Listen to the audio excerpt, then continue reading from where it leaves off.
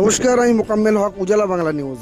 আজ আমরা চলে এসেছি উত্তর চব্বিশ পরগনার বসিরহাট সাংগঠনিক জেলার হাড়োয়া বিধানসভার অন্তর্গত মূলত বারাসাত ব্লক 2 এর ফলতি বেলিয়াঘাটা অঞ্চলের মূলত টোনা গ্রামে এই যে আসন্ন বিধানসভা নির্বাচনকে কেন্দ্র করে মুফতি আব্দুল মাতিন সাহেবের সমর্থনে বারাসাত ব্লক 2 এর পঞ্চায়েত সমিতির সভাপতি তথা ফলতি বেলিয়াঘাটা অঞ্চল তৃণমূল কংগ্রেসের সভাপতি ও হাড়োয়া 121 বিধানসভার নির্বাচনী কমিটির কনভেনার মেহেদি হাসান মহাশয়ের নেতৃত্বে মূলত এই পথসভা।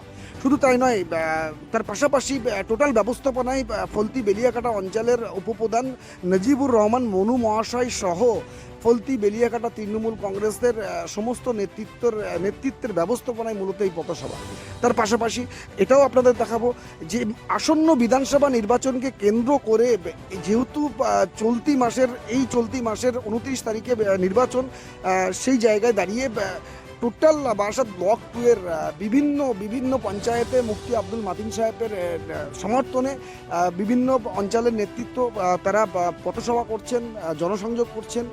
সব মিলিয়ে মূলত আজকের এই ফলতি বেলিয়াঘাটা অঞ্চলের টোনা গ্রামের যে পথসভায় এখানকার সাধারণ মানুষের উপচে পড়া ভিড় লক্ষ্য করা যায়। শুধু তাই নয়, তার পাশাপাশি বারাসাত ব্লক 2 এর দক্ষ সংগঠক ও বলিষ্ঠ নেতৃত্ব মেহেদি হাসান মহাশয়ের উপস্থিতি এখানে লক্ষ্য করা যায়। তার পাশাপাশি উত্তর চব্বিশ পরগনা জেলা পরিষদের সদস্য একেএম ফারাদ মহাশয় থেকে শুরু করে যুব সহসভাপতি বাবাই মোদি থেকে শুরু করে তরুণ তুর্কি যুব নেতা মনিরুজ্জামান মিটু থেকে শুরু করে মাহফুজার থেকে শুরু করে আব্বাস থেকে শুরু করে টোটাল প্রবীণ নবীন সমস্ত স্তরের নেতৃত্বের উপস্থিতি এখানে লক্ষ্য করা যায়। তার পাশাপাশি মহিলা তৃণমূল কংগ্রেসের সভাপতি সুপ্রিয়া পাত্র তিনিও উপস্থিত ছিলেন। তার পাশাপাশি ফলতি বেলিয়াঘাটা অঞ্চলের সমস্ত স্তরের নেতৃত্ব উপস্থিত ছিলেন। তার পাশাপাশি একদম টোটাল ফলতি বেলিয়াঘাটার সমস্ত বুথভিত্তিক যে পথসভা ও চ্যাটা মিটিং, যতগুলো বুথভিত্তিক চ্যাটা মিটিং ও পথসভা হচ্ছে, প্রত্যেকটা খুব সুন্দরভাবে দক্ষতার সহিত সঞ্চালনা করছেন মামুন মহাশয়। মামুন খুব দক্ষ একজন সংগঠক ও সুমিষ্টিভাষী বক্তা। তার পাশাপাশি এটাও আপনাদের দেখাবো টোটাল আজকের এই পথসভা শেষে একেএম ফারাদ মহাশয় যেহেতু পশ্চিমবঙ্গ ওয়েস্ট বেঙ্গলের মাদ্রাসা টিচার্স অ্যাসোসিয়েশনের রাজ্য সভাপতি একেএম ফারাদ মহাশয় সাংবাদিকদের মুখোমুখি হয়ে তিনি কি বলেছেন সেটা শোনাবো। তার পাশাপাশি ফলতি বেলিয়াঘাটা অঞ্চলের তৃণমূল কংগ্রেসের ফলতি বেলিয়াঘাটা অঞ্চলের উপপ্রধান নজিবুর রহমান মনু মহাশয় তিনি সাংবাদিকদের মুখোমুখি হয়ে কি বলেছেন সেটাও আপনাদের সামনে রাখবো।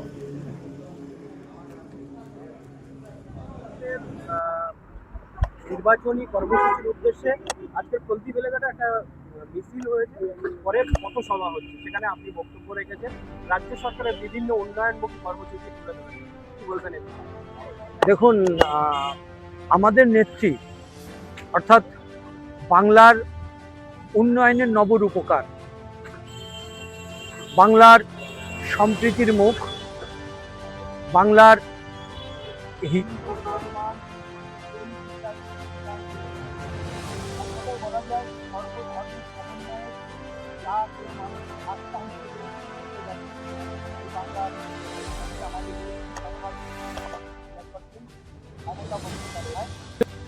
আর আমাদের নেতা, আমাদের আগামী দিনের ভবিষ্যৎ সেনাপতি সংসদ অভিষেক বন্দ্যোপাধ্যায়ের ভাবনা। তারা রাত দিন কাকদ্বীপ থেকে কোচবিহার পর্যন্ত যেভাবে লড়াই করছেন, মানুষের ন্যায়কে প্রতিষ্ঠিত করার লড়াই, মানুষের হককে প্রতিষ্ঠিত করার লড়াই, সংবিধান রক্ষা করবার লড়াই, বাংলার অস্মিতা রক্ষা করবার লড়াই, বাংলা ভাষা বাঁচানোর লড়াই করছেন। একদিকে মমতা বন্দ্যোপাধ্যায় আর একদিকে আমাদের নেতা অভিষেক বন্দ্যোপাধ্যায়। আর মমতা বন্দ্যোপাধ্যায়ের মনোনীত প্রার্থী আমাদের 121 হাড়োয়া বিধানসভার যাকে প্রার্থী করেছেন আমাদের অত্যন্ত প্রিয় মানুষ আব্দুল মাতিন সাহেবকে, তাকে নির্বাচিত করবার লক্ষ্যে বিগত দিনে যে ভোট ছিল আমাদের 1,31,000, তার থেকে আমরা বেশি ভোটে নির্বাচিত করবার জন্য আমরা সকলেই হাড়োয়া সমস্ত মানুষ আমরা একত্রিতভাবে একটাই কথা মানুষ বলছে যে মমতা বন্দ্যোপাধ্যায় আছে তো ভরসা আছে, এবং মমতা বন্দ্যোপাধ্যায় থাকলে উন্নয়ন থাকবে, সম্প্রীতি থাকবে, ভাইচারিতা থাকবে। এবং সেই জায়গায় দাঁড়িয়ে থেকে আমরা সকলে, একদিকে আমাদের প্রিয় মানুষ নজিবুর রহমান আমাদের উপপ্রধান, প্রধান রাখি আমার ভাই মামুন, ওদিকে আমার নন্দ যারা আমরা সবাই এখানে আছি, এইদিকে আমাদের রায়হান, সবাই আছি আমরা, কারণ আমরা সবাই ঐক্যবদ্ধভাবে আমাদের নেতৃত্বে আমরা লড়াই করছি এবং মানুষের কাছে পৌঁছাচ্ছি, ডোর টু ডোর করছি, বাড়ি বাড়ি যাচ্ছি। ইভিএমের 1 নম্বর বটাম এবং আমাদের রথিন বাবুর কথা বলছি 5 নম্বর বটাম এবং অন্যান্য যে সমস্ত রয়েছে আমাদের এই হাড়োয়া বিধানসভার 1 নম্বর ইভিএমের 1 নম্বর বোতাম টিপে এবং তাদেরকে আমরা একদম পুরো ডেমো ইভিএম নিয়ে মানুষের কাছে কাছে আমরা যাচ্ছি, বাড়ি বাড়ি যাচ্ছি, উন্নয়নের কথা বলছি। মায়েরা বলছে একটা কথা যে মমতা বন্দ্যোপাধ্যায় আমাদের হৃদয়ে রয়েছে, বাংলার যুবকরা বলছে আমার হৃদয়ে রয়েছে। তাই আজকের দিনে এই বেলেঘাটায় আমরা সকলেই মিলেমিশে একাকার হয়ে আমরা মমতা বন্দ্যোপাধ্যায়ের কাছে আমরা উপস্থাপন করছি। কারণ মমতা বন্দ্যোপাধ্যায় আছে তো ভরসা আছে, উন্নয়ন এবং সম্প্রীতি এবং ঐক্য, একতা, ডেভেলপমেন্ট প্রতিষ্ঠিত হোক মমতা বন্দ্যোপাধ্যায়ের নেতৃত্বে।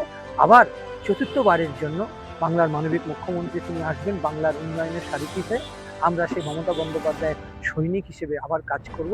এরকম একজন বরেণ্য নেতৃত্ব আগামী দিনে ভারতবর্ষের মানুষ না বিশ্বের মানুষ যাকে স্মরণ করবে তার নাম মমতা বন্দ্যোপাধ্যায়। মমতা বন্দ্যোপাধ্যায়কে নিয়ে ছাত্ররা এখন থিসিস লিখছে, ডক্টরেট করার জন্য, পিএইচডি করার জন্য থিসিস লিখছে, কারণ মমতা বন্দ্যোপাধ্যায় একটা প্রতিষ্ঠান হয়ে গেছে। তো সেই জন্য আমরা গর্বিত যে এরকম একজন নেত্রীর সান্নিধ্যে আমরা কাজ করতে পারছি। আমাদের নেতা অভিষেক বন্দ্যোপাধ্যায়, তাদের সান্নিধ্যে কাজ করতে পারছি এবং আমরা সবাই তৃণমূল কংগ্রেসের কর্মীরা আমরা সবাই ঐক্যবদ্ধ।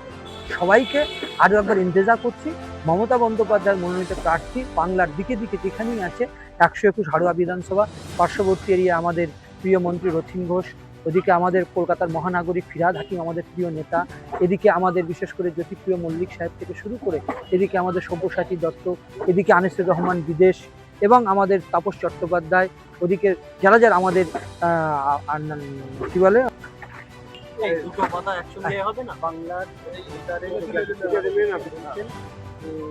খাবার ভর্তি পান করতে। মানে এটা তো আমি প্রথমেই বললাম যে বাঙ্গাল মে हम काबा का धरती बनाने नहीं देंगे, এটা তো আমরা একদম 100% কন্ডেম করেছি।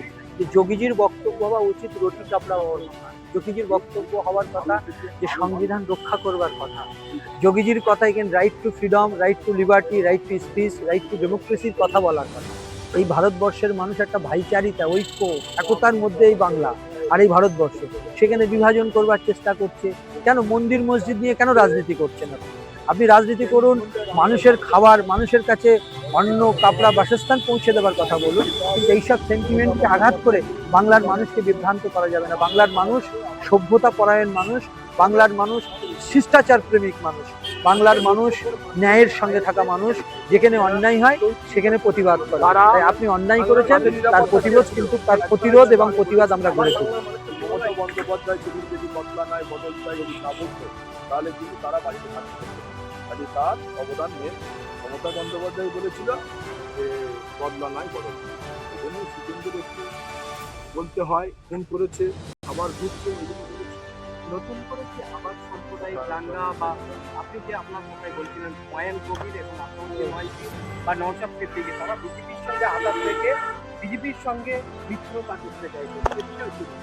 দেখেন, নওশাদ সিদ্দিকী বা হুমায়ুন কবিরের মুসলমানের তরফ থেকে তাদের ঠিকা দেওয়া হয়নি যে তোমরা মুসলিমের হয়ে প্রচার করো, মুসলিম ভোটগুলো কাটো।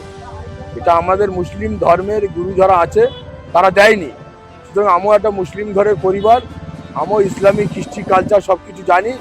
এই হুমায়ুন কবির, আব্বাস সিদ্দিকী, নওশাদ সিদ্দিকীর মতন লোক, এরা হচ্ছে RSS বিজেপির কাছ থেকে টাকা খেয়ে সাধারণ বোকা গোমরা মুসলিমদেরকে বুঝিয়ে ভোটটাকে ডিভাইশন করিয়ে দিয়ে বিজেপির পথটা পরিষ্কার করিয়ে দিয়ে বাংলায় আসার সুযোগ করিয়ে দিচ্ছে, যাতে বাংলাটাকে গুজরাট বানানো হয়। সেটা কি সম্ভব হবে? মোটেই না। আমরা 56 থেকে 58 হাজার রক্ত দিয়েছি বাংলা রক্ষা করার স্বার্থে, CPM এ তাড়ানোর স্বার্থে।